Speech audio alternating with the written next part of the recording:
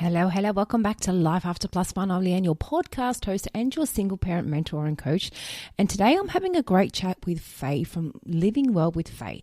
Faye is a EFT practitioner, and we go into that a bit more in the episode, and Faye will explain what that is. So EFT is a type of tapping where you heal your past trauma and things that are holding you back through tapping. Now, since actually recording this episode, I did do a session with Faye myself just to get an idea of it and just to get a feel for it and see what it was like. And I actually was very intrigued, really enjoyed it, and I'm booked in for a second one, to be honest with you. So it is something great to look into. It's more so about helping you with things that are holding you back from the past. And so what's different with coaching compared to EFT? So coaching is where we look at where you're at now. We reframe certain things. We reframe what's holding you back and your way you may be communicating, the way you may be handling things as a co-parent, your breakup, your dating world. We look at where you're at now. Where EFT, it'll bring up things from the past, it'll bring up things that are holding you back, and it will unhook certain things that is really creating certain patterns and certain behavior styles in where you're at now. So anyone that's looking for an additional form of healing, definitely recommend it. So let's jump into today's episode with Faye, all on EFT tapping. Welcome to the Life After Plus One podcast, where we turn life's lemons into delightful lemonade. Get ready for inspiring stories, uplifting conversations, and all the tips and tricks to rock your single parent journey with style. I'm your host, Leanne, and it's time to embrace the adventure of Life After Plus One. So let's dive in. Thank you for joining me today. We're talking all about EFT tapping and how it can help you on your single parent journey when you're getting through, when you're healing, when you're going through that trauma, when you're wanting to move on. So let me introduce my guest today, which is Faye Chan. Welcome. Hello, Leanne. Hello. And everybody else listening. And now, do you want to start by telling us a bit about yourself, what you do, and what EFT tapping is? What is this? Sure. So I'm a certified EFT tapping practitioner, and I mentor certifying students as well. And I got into EFT about 6 years ago. It's a modality that combines Eastern acupressure points and Western psychology. So the premise is that we store all our anxiety, trauma, emotions physically. So this is a somatic therapy. So sometimes no amount of talking about it's going to resolve it, right? Even inside a talk therapy session. Because if the trauma or the incident was experienced before you're 25, before your cognitive brain's fully developed, it's actually held in your body. So that's why we feel feelings in our body, like it's a pull in the stomach or a fluttering thing in your knees, or, tight jaw for anger, or you start coughing, or you feel this lump in your throat. So that's your emotion physicalizing. So it's physiological. Mm-hmm. So what tapping does is it ascertains where it is in the body, because we're using the meridian points to help soothe and discharge, but allow your body to trigger, because that's where we want to find it.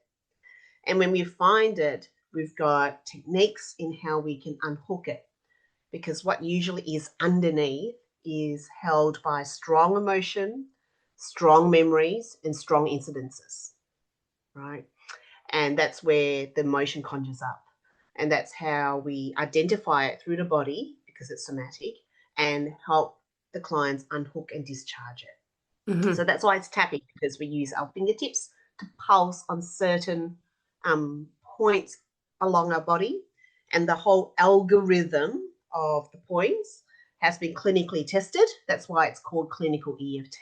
So It's evidence-based. Yep. Yeah. So that's what I do. Working mums find me first, because I find that working mums are a lot more aware about their own issues, their own needs, what the kids need. So the working mums find me to work with me first, or to work with the kids first, and then they end up working with me. And then they go, oh, maybe my ex needs you, or maybe my husband needs you. Yep. And I end up working with the partner as well. So this is good for kids as well, you're saying? Oh, 100%. Yep. It works really fast on kids because they've got less baggage. They're a Yep. lot more connected and grounded with their body. Yep. Makes sense. And yeah, and they don't have as many filters as us adults do. Mm-hmm. So it's a different technique to work with kids because I really have to be on with my intuitive wisdom, really be on, because I'll actually ask a lot of different questions to see what resonates because they don't know to tell me stuff. Yep. I need to fish it out of them. Okay. Yeah. So yeah, but it works wonderfully with kids. Okay. So you did say before that it goes into a lot of your childhood trauma and you're going like you're dealing Yep. with stuff that you can't necessarily get through by talking. So how do you feel this would No. help as a single parent that's going through their Well, breakup, they're in a very traumatic stage? How do you think that would benefit them? yeah. So when you're going through a breakup, there's different aspects that's going to be triggered within yourself as a person, let alone the partner or your children, right? So when you're going through a breakup, what will trigger in you is other relationships within you that are incomplete, Yep. your relationships with your parents, and then also you've got your own inner child that's being triggered by your own children, what they're going through, and then reflecting upon what you went through. So there's a whole gamut of complex emotions and complex traumas and anxieties happening all at the same time. Mm-hmm. And so you don't know top from bottom, left from right, you're completely overwhelmed. And so what tapping does, even if you were to do it yourself, is to help you regulate. Yeah, it might not unhook, and it's hard to pick your own brains when you're trying to, like, you might know what the trauma is or what the incident is, Yep. but you're too close to the trees to really see it and unhook it yourself, right? It's really quite intricate process. So, but you can use tapping for yourself to really help you regulate. Okay. So if you're firing off at a 10 out of 10, you're overwhelmed, you're panicked, your world's crushing, and you're in one of those moments, tapping on yourself and actualizing and acknowledging what's happening for yourself in your body will help the 10 out of 10 maybe come down to a 6 or 7 out of 10. Okay. In other words, you're feeling a little bit better and you're able just to get on with life. Yep. So that's what tapping is miraculous and great for in terms of self-regulation. So you can use that with your kids as well. Yeah, nice. So 2 questions I have from that. One, can you explain when you say unhooking? Mm-hmm. What does that mean? And also you spoke about you can do it on yourself. Mm-hmm. So is this something that people can do themselves at home? Are you able to elaborate on that part a bit more? Okay, so let me talk about unhooking. And this is when you work with a practitioner, because there's no way you can outsmart your own subconscious. Mm-hmm. Your subconscious brain fires off and controls 95% of your behaviors, and it fires off at like 1 million bits per second, like a massive computer. And your thinking brain's at 40 or 50 bits per second. Who do you think is going to win? Yeah. So subconsciously, the unhooking is really understanding how calm you are the way you are with certain things. I'm going to use chocolate as an example here, right? You might have this massive craving of chocolate. You don't know why, and you know it's unhealthy for you. But as soon as you're stressed or feeling down, you can sit there with a family block of Cadbury Dairy Milk and hoover it. You just caught my weak spot. Right? But you don't know why. Yep. Like, you know it's not good for you. There's calories, sugar, blah, blah, blah, blah. But you're there block after block and you don't know how come. So the unhooking is inside a tapping session. This happened with a client. We're looking at how chocolate, or in particular Cadbury Dairy Milk, fires off for you, the color of the wrapping, the sound of the wrapping, the creaminess of the chocolate, how consistent and regular it is, and how reliable it is, what it tastes like, the sweetness, So we're looking at different aspects and what you make it mean. Okay. And from there, inside a tapping session, we drill down. And we'll drill down to certain memories because there'll be a memory anchored with the chocolate. And so for this particular client, the memory was that her mum bought her a block of Cadbury Dairy Milk for VCE exams. That's our high school exams here in Victoria. Uh-huh. And that's not a normal snack in their household. She thought that was really lovely. But that wasn't in high school. And then in her 20s and 30s, she was never addicted. She was fine. But then her addiction started in her 40s. And I said, what happened? She goes, well, Mum passed away. And I said, how's Mum for you? Oh, she potters around the home. She brings me cups of tea. She brings in the laundry, blah, blah, blah. You know what? She's just really helpful. And I really missed that because, I had such love and appreciation from her. And soon as we got that memory, we're like, hang on, what you've embedded in chocolate is love, appreciation, and support. What Mum gave her from VCE, from her year 12 exams, right? In the chocolate. Yeah. And so that was embedded in the chocolate. So as soon as anything stressful happened and she needed love, support, and Mum wasn't there, she'd go for chocolate because it's actually embedded and inside the craving of chocolate. So we had to unhook the sensation of love, appreciation, support from Cadbury Dairy Milk. Wow. Now, you can't do that yourself. Yep. And you won't even see it yourself, right? But it's only inside of us exploring and digging, and I'm the eyes and ears, and I get to dig your brain. You don't get to pick mine. I'm picking yours. Yep. But you don't know I'm picking yours. I'm looking for facial expressions. I'm asking the body where it's kept. There's certain memories that fire off. You go, what's my year 12 exams going to do with chocolate? Yep. Right? But you would discount it, and I'll be like, no, let's This dive. is all linked. Yep. Right? And so that's how we unhook it. That's how we unhook cravings from the body. Right? Now, cravings could be how he made you feel during the time in the relationship. Or a craving could be or some sort of core belief of what you should and shouldn't give your children inside a marriage or relationship or family. And there's all these core beliefs and behaviors and cravings that's all anchored in your body and exacerbated by a separation or breakup. Yep. Yeah. So it all works the same. I might use chocolate as an example, but you can use that with different incidents in your life as well that you don't know is actually anchored in your body, and it comes up and takes you over inside a crisis, and you're like, what's happening? Yeah. Wow. Like, what do I do with this? Yep. But you won't know I won't know until we actually start looking what's going to turn up. So unhooking is just really finding out the core of the issue, where it stems from, and just working through it. Yes, and discharging the emotion that actually is the gripping behavior from the incident. Yep.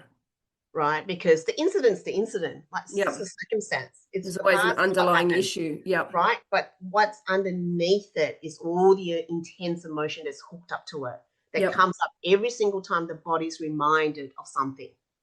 Like the body's reminded of stress, wants to go to chocolate. Again, another stressful situation wants to go to chocolate.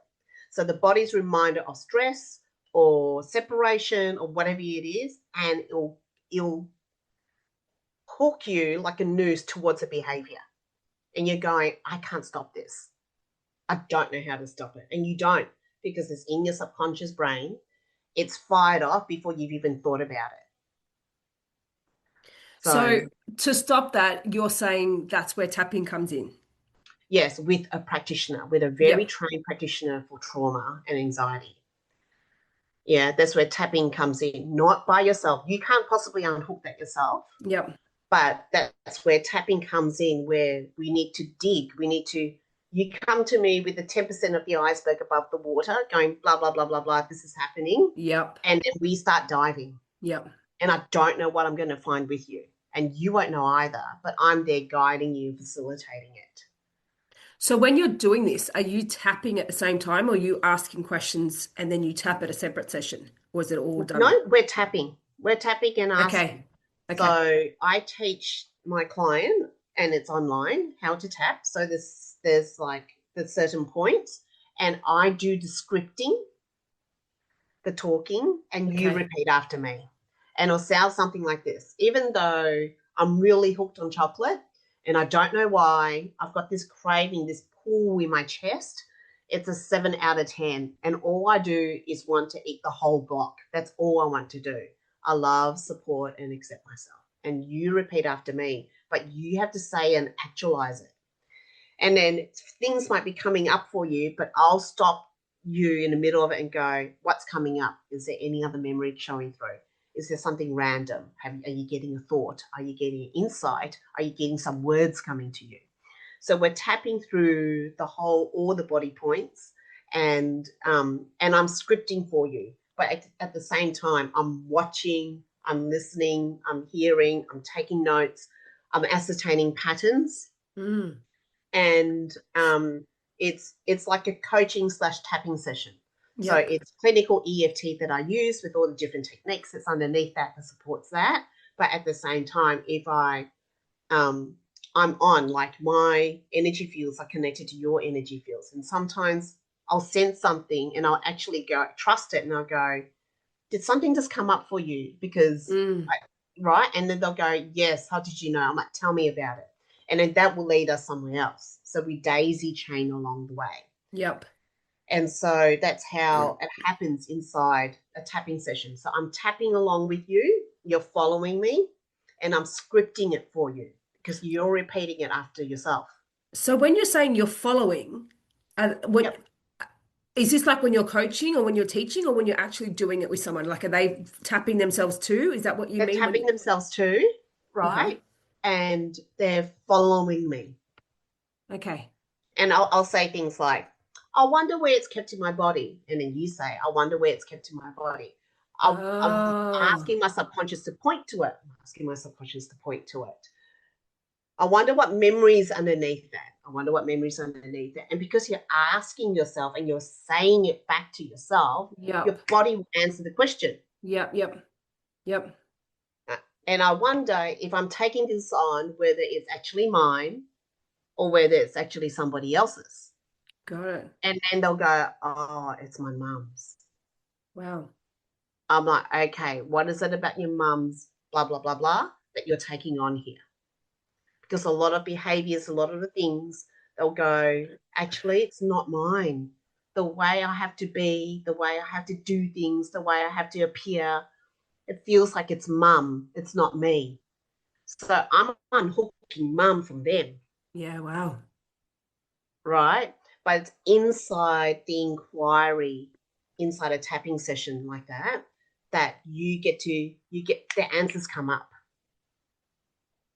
But you can't see, like if you were to tap by yourself, which is fine to do so in terms of self-regulation, you don't know to ask yourself those questions. Yep. You don't know to trace it that way.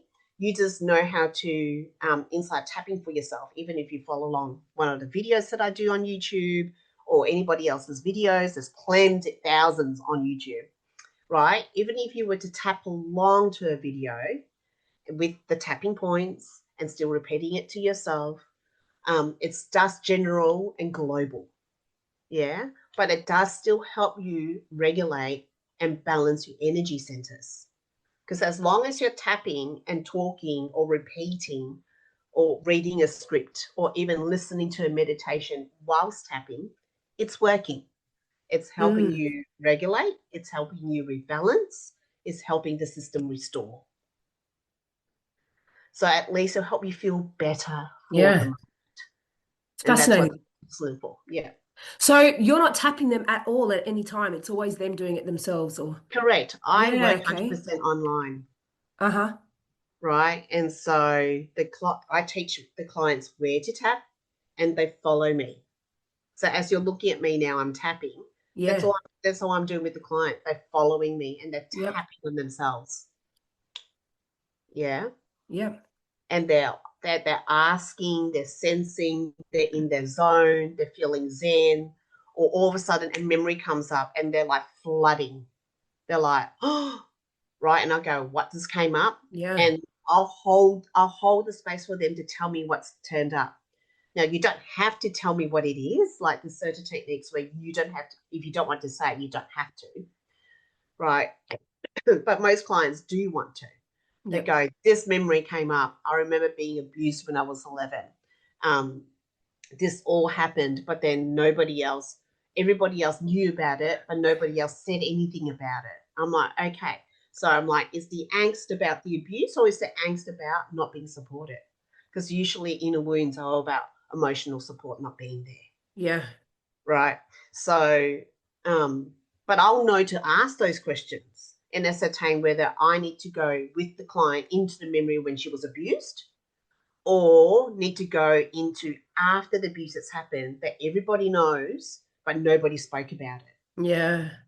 Right? Because the charge will be heavier in one spot than the other. Yeah, the trauma afterwards. And usually when I work on, in this case, it was afterwards, the charge of that, then I piece it out and unhook that, then the incident of the abuse actually dissipated. It wasn't the abuse that actually anchored it for her. It was the fact that she wasn't emotionally supported afterwards. Yeah, wow.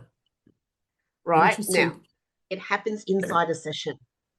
And you never, the thing is, it takes a lot of courage to go through a session. Yep. Because I don't know what's going to turn up. They don't know what's going to turn up. But I'm like, Bob's your uncle. Let's go. Yeah, yep. But it takes something because, yeah. It's kind of like hypnotherapy in a way, but tapping in a sense. Like, because you just don't know what's going to come up. Is that it's kind of right to compare it like that in a way? Yep. With hypnotherapy, you're still just in the subconscious and unconscious mind. You're not participating in your own healing. So with tapping, what it's different to, we do work on a subconscious and theta waves, like the sort of dream state zone, right? Which is still a trance, like hypnotherapy, but we bring it forward to your cognition to process. Okay. Right. So you're actually working through the memory. Yep. Right. And so it does take courage. Like for those 10 to 15 minutes, it's horrible. You're reliving it. Yeah. But I'm doing the unhooking. So once you've come to that, like you realize with that session there was abuse, and she realized she wasn't supported after that. So what's the step from there? How does she move forward from that? Do you just do more tapping to get through that? Yeah, how we clear incidences is that we make sure there's a lot of reframing, cognitive shifts. We're looking for cognitive shifts because it's already happened. She's 11 years old, right? Yeah. But the cognitive shift will be like, so I've always thought I needed to be strong and a bully to protect myself. That's how come I ended up being strong and bully.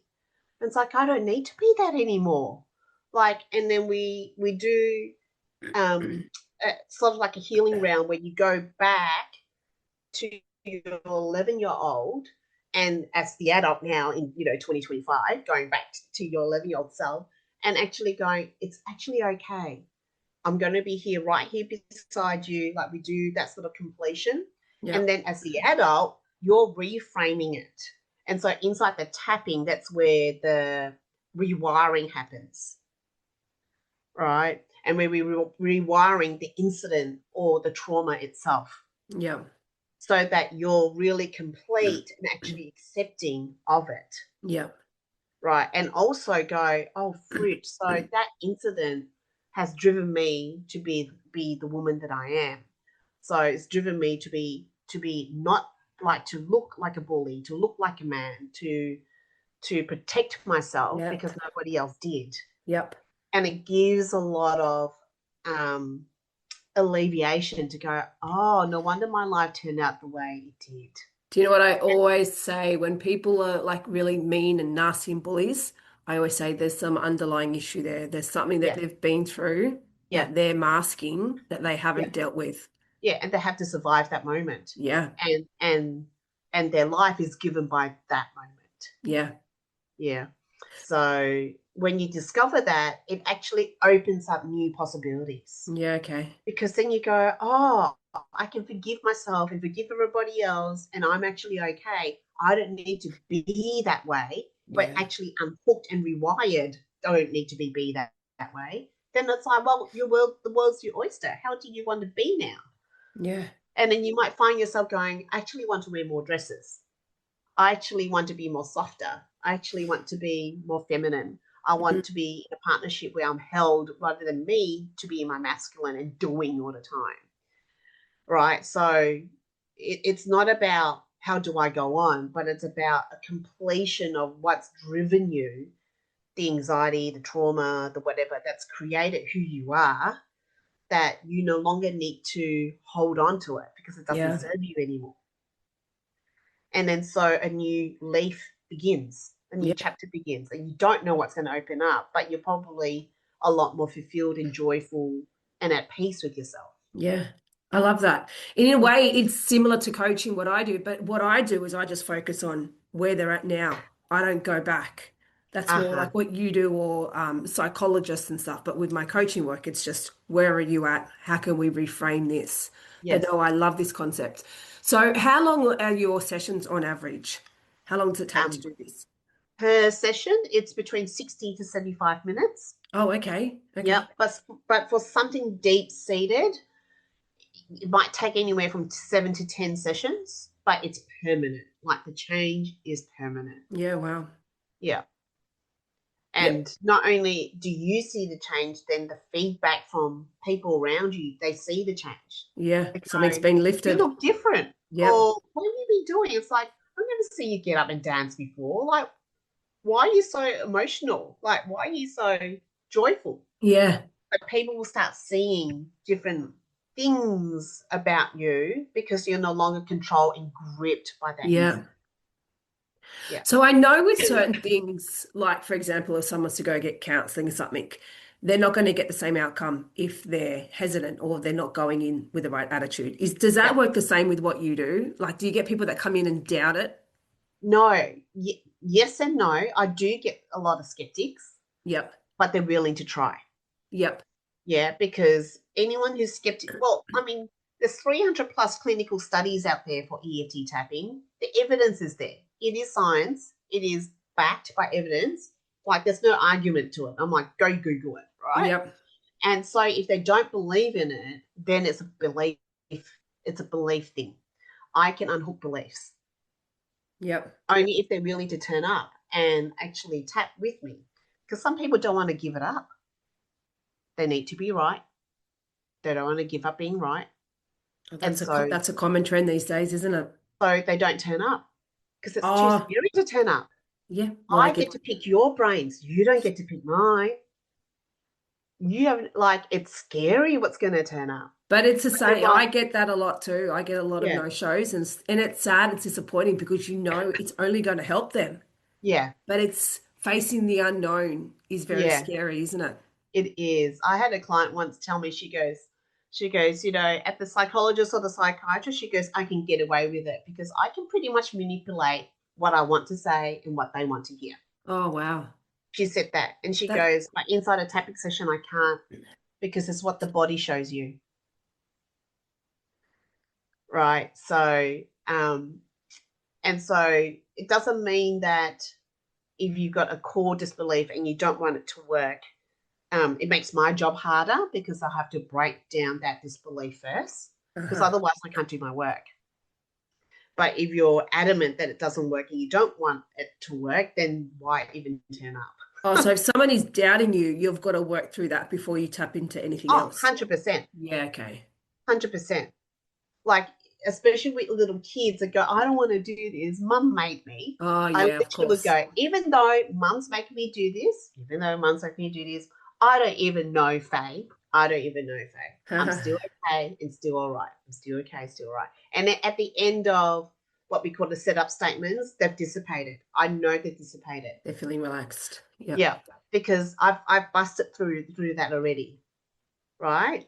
So I've had people, I've had a petulant child turn up, and the mum's is looking at me going, I don't know what to do with it. She's arms are crossed, and she's like hair down from her face, and she's just looking at me like this. Yeah. And I said, all you need to do is look at me tap. I said, you don't have to repeat after me because I'm activating the mirror neurons. So I'm tapping, and I'm going, even though I don't want to be here, Mum's made me, I hate this, I love and support myself. Even though, and I keep tapping but it's working because I know the mirror neurons are firing off in her. And then partway through, she starts crying. Yeah.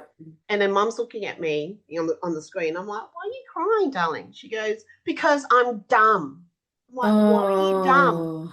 So this was after COVID where her English has decreased like everybody else. Yeah, And her she got taken grades. out to a special group for like English lessons. My son was in one of those. He loved it. Yep. But my little client here thought that she was dumb. Yep. And so they've tried everything with her.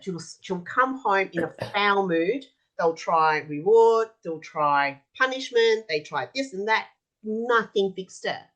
But in that moment when she cried and she said, I'm dumb, and we got to discover what it was, Yeah. it unhooked it all. Okay. It was a real aha. And then she was a different child after that. Yeah, wow. So, yeah, I can work with petulant children turning up with a tantrum. I've done that several times. But in saying that, if you crack that and she's come to that realization, I'm dumb, which is a horrible thing to say. You don't want to say that about any child. But even though she said it about herself, just coming to that realization, is that going to actually change that for her though? No. So again, it's like the unhooking. It's like, then how come do you think you're dumb? Why do you think you're dumb? Okay, yeah. You keep and going. what makes you think that you're dumber than the others? Yeah, exactly. Yeah. Right. And then we came round to, it's because of COVID that my levels have decreased and that I'm just being helped. Yep. And so because of that, the parents knew how to go to the teacher and talk about it and create a different way to support her. Because she was being petulant at school as well. They didn't know how come. But nothing worked until I got her to actually say what she's actually thinking. Yep. Right? Which was the anchor. Yep. So, because, I mean, I love it when parents want the children to all work on themselves, because then kids actually have a foundation of going, I need help. Yeah. I've had children I've worked with through years and years. I'll get a random call from the parents one year and go, oh, Isabella has had terrible dreams and she wants to work with you through them. And then books 1 or 2 sessions with me because she knows to reach out. Like, she knows that I need to speak to Faye and tap through this. Yep. So that at least the parents know that, if they ever go through anything, I can just call Faye and she can help her through it. Or help me through it, right? So I love it. They'll call out for help again when they need it. So, I love it with kids. Yeah, I love that. So just going back to, a single parent going to a breakup, they're in a really bad headspace and they're like, okay, I'm going to try this EFT tapping. Is that really going to help where they're at now with their breakup, or is that just more going to address why they're reacting the way they do now in their breakup, if that makes sense? Both. Yeah. Both. Because often it's all the reactions that's where the angst and suffering is. Yeah.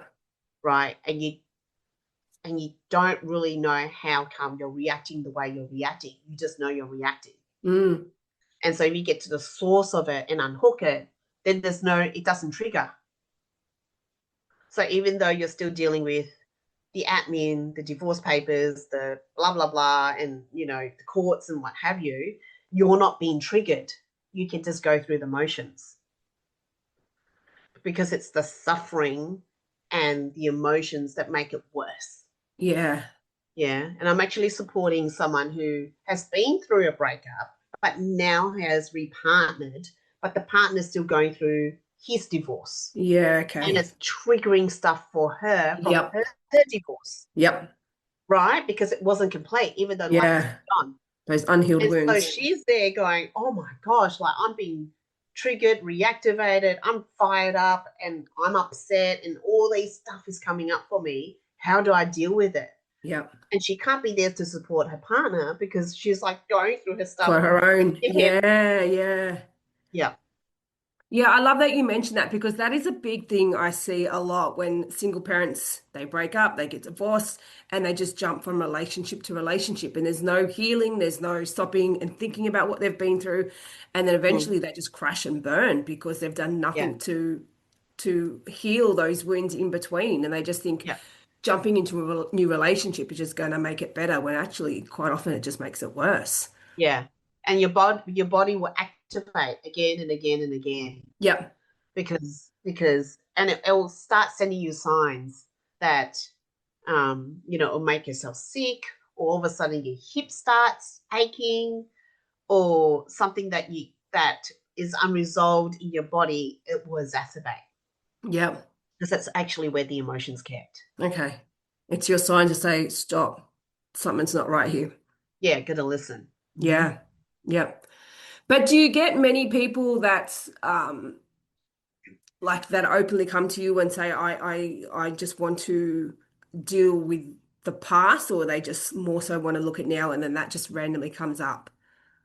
Um, People are a lot more aware now that their Yeah. past impacts how they are. 100%. So, Yeah. so they do know they need to look at the past, or Yep. need to look at, you know, their dad who passed away 2 years ago, or whatever it is. Mm. They're very aware now that the past does impact who you are now. Yep. There's some people inside tapping sessions that go, I want to bring up the past. I just want to let it lie. Oh, wow. Okay. And I'll go, well, I can't let it lie because it's Yeah. actually in your body and it was put there in the past. Why So is I that? Is need that to, because they're scared? they just don't want to rehash it. So there's a real, they want to dissociate from it. So that's more of a reason why it should be brought up, really, isn't it? Correct. Correct. Mm. You got to deal with it. Yeah. But they don't. And Mm. I've had one or two clients that go, oh, I really don't want to look at the past. I really don't want to bring that up. They're too scared. And so they discontinue their sessions, which is Yeah. fine. Wow. That's their choice. But they'll go around carrying it. And I Yeah. know for a fact it'll still file off and determine their behaviors. And it might work for them in their life. Some people are high functional, anxious people and they're in great jobs, Mm. right? But that dysfunctional anxiety actually will eventually get to you. Yep. But it works for your life. It does it though. They think it does. I mean, earns them Yes. great income. Earns them a great income. Mm. Gets them the jobs, gets them the credibility. Yeah. And so in a survival world where money does matter, it's like they're doing good. They're fine. Yeah. But emotionally they're not fine. And Yeah. eventually the body will catch up with you. It's a real common behavior these days, isn't it? Just to sweep things under the carpet. Don't talk about it. Yeah. Don't want to discuss it. And they don't want to talk about it to so and so because don't want to upset them. It's a Yeah. real, and this is one thing I talk about a lot. Talking about things is not being confrontational. It's not about being nasty. It's about, getting things off your chest and, Yeah. letting it out. But it's such a Yeah. common trend to, oh no, don't talk about it. Yeah. I know. And sometimes with some of my clients, I have a come to Jesus conversation with them because I see the patterns, I see the behaviors, I know what's driving it. And if they do their thing on me, they're doing their thing on me, and I'm not a stand for it. So What I'll do you have that mean? come to Jesus. What do you mean they're doing their thing on you? Like, they're always late for a session, Ah, okay. right? And I had this client who's consistently late for a session, and we found out in the last session how come she's consistently late. It's Hmm. actually a trauma response for her. It's a trauma response. And then for the session last week, she couldn't make it because she had organized to work and only told me 2 hours beforehand. So I had a come to Jesus conversation with her because I'm not going to let her do her thing over me. And she knows that I know that she's doing her thing. Other people won't. Other people will go, oh, she's just always late. She's Yeah, just make it on that's who starts they on time. are. Yep. Yeah, that's who they are. But I'm like, no, you can't run that over me because I know breaking through that would be breaking through her own visibility, her own worth, and her own being deserving. But it takes something. You can't just have that if you're not willing to break through something. It's not an ease through, it's a breakthrough. So the underlying issue with that was a worthiness thing, was it? Is that what you just said? Yeah, underneath that was a worthiness, deserving thing, Wow. betrayal, Yeah, stuff like okay. that. But it just shows up as being late though. Shows up as how she controls and maintains a dominance over people is not being on time. But Got it. That makes but I sense. understand why, given we've ascertained the memory, I do understand why. But when she does that on me, I'm like, you can't. Mm. I've got you. Yeah, you see through it. Yeah. Right. And so I'll have the come to Jesus conversations with people because who else is going to have that come to Jesus conversation with them? Yeah. And that's what it's Right. about. Yeah. And if they don't get back in contact, well, then I know they live with that until they break through that Love because it's a that. breakthrough. It's not an Mm. ease through. You can't just, people go, oh, how do I tap on affirmations? Doesn't work, darling. I'll So, tap on money flows easily and yeah. freely to me, and then money should come, Yeah, right? Because yeah. tapping's magic. Like it's miraculous. It's so easy. Like, no, no, A darling. bit more to it than that. So Yeah, how was her reaction to that when I she's still haven't heard from her. okay, okay, Right, so she's doing her thing on me. okay. So I Yes. deal with humanity, right? I get it. But there's a lot of grace and forgiveness and compassion because I know what she's dealing with. Yep. But if she were to bump into me, she'll freak out because she knows I know her. So I you've get to figured out know people, so not just you're on the surface, but the intimate core, like yeah, yeah. very intimate, the sessions. Like I don't take that trust lightly. I know a lot of deep, dark secrets that no one's ever told anybody else. Yeah. So you kind of find out that her being late all the time was a control, like Mechanism, her way of, and then you discover that it was all about control, and that was another sign that she's lost control. correct. Yeah. But seemingly thinking she's in control. Yeah. And then instead of being communication, avoids. A lot of people avoid. Yeah. They're Yeah. passive with their dominance. Mm-hmm.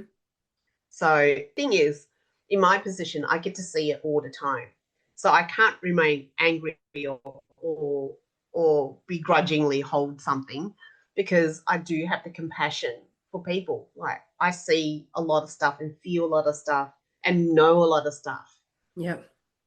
And this Yeah. is something that I also kind of relate in a bit, in a way, to like the dating world as a single parent when you're dating and the whole ghosting thing.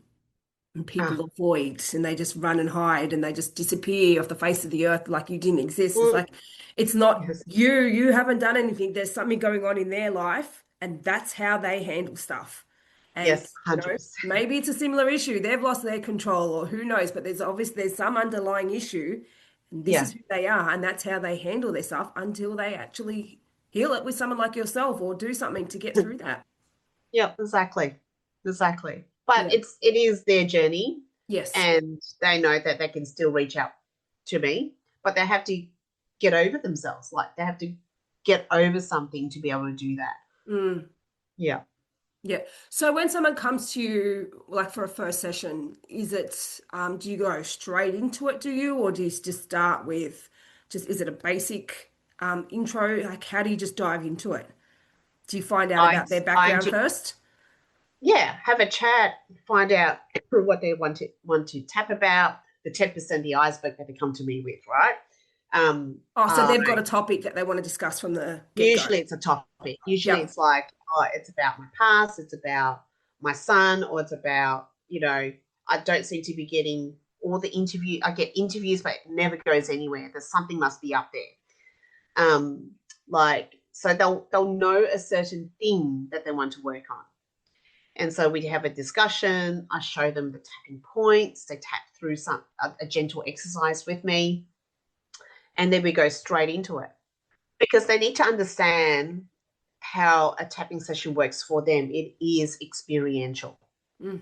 You don't know how your body reacts in a tapping session with me until you're in a tapping session with me. And I need to understand how the client works. Do they feel sensations a lot more? Do they have visualizations of something?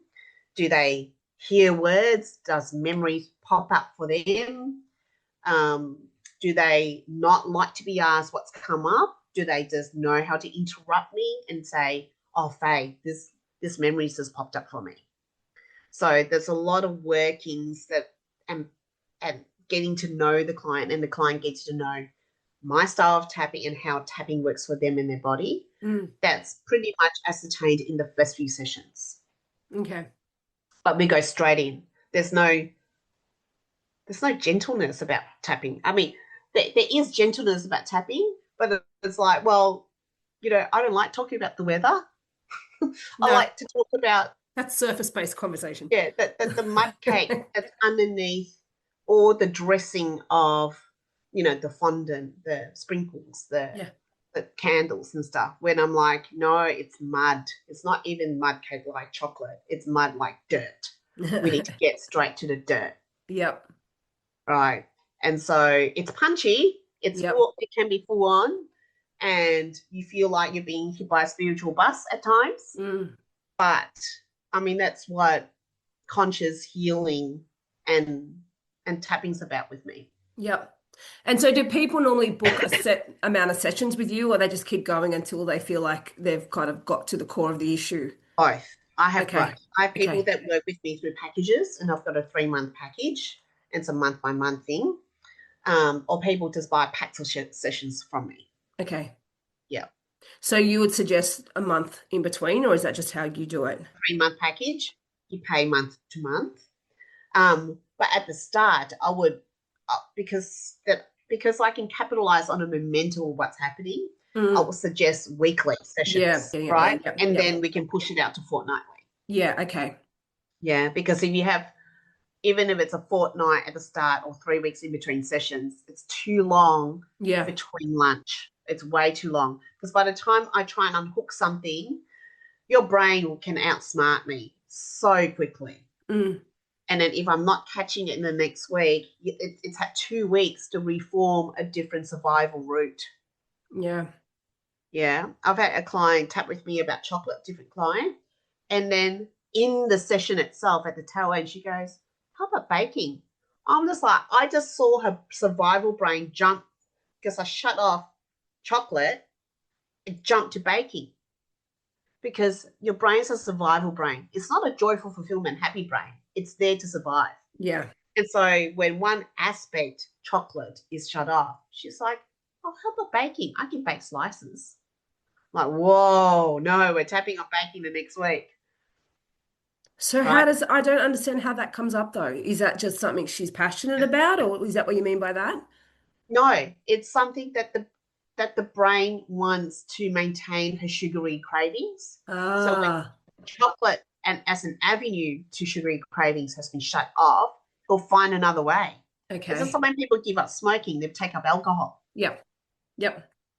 Right? So you have to keep going because the brain's a survival brain and it's very smart. Yeah. You can't outsmart it because I see it and I see it operating in front of me. I'm just like, wow, it just jumped. Yep.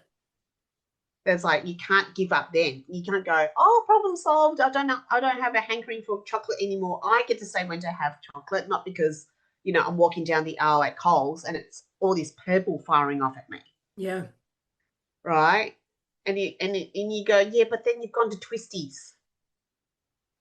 And that's like the next craving. Okay. So it's jumped.